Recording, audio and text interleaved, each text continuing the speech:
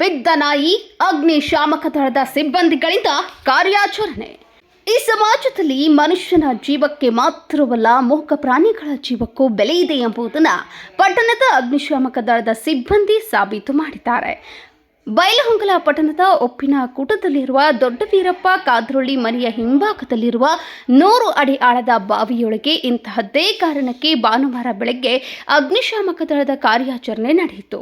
ಇದು ಮನುಷ್ಯರನ್ನ ಮೇಲಕ್ಕೆತ್ತಲು ನಡೆದಂತಹ ಕಾರ್ಯಾಚರಣೆ ಅಲ್ಲ, ಬದಲಾಗಿ ಆಳದ ಬಾವಿಗೆ ಬಿದ್ದು ಒದ್ದಾಡ್ತಿದ್ದಂತಹ ನಾಯಿಯನ್ನ ಕಂಡಂತಹ ಅಗ್ನಿಶಾಮಕ ದಳದ ಸಿಬ್ಬಂದಿ ಬಾವಿಗೆ ಹಗ್ಗವನ್ನು ಇಳಿಸಿ ಸುರಕ್ಷಿತವಾಗಿ ಮೇಲಕ್ಕೆತ್ತಿದ್ದಾರೆ.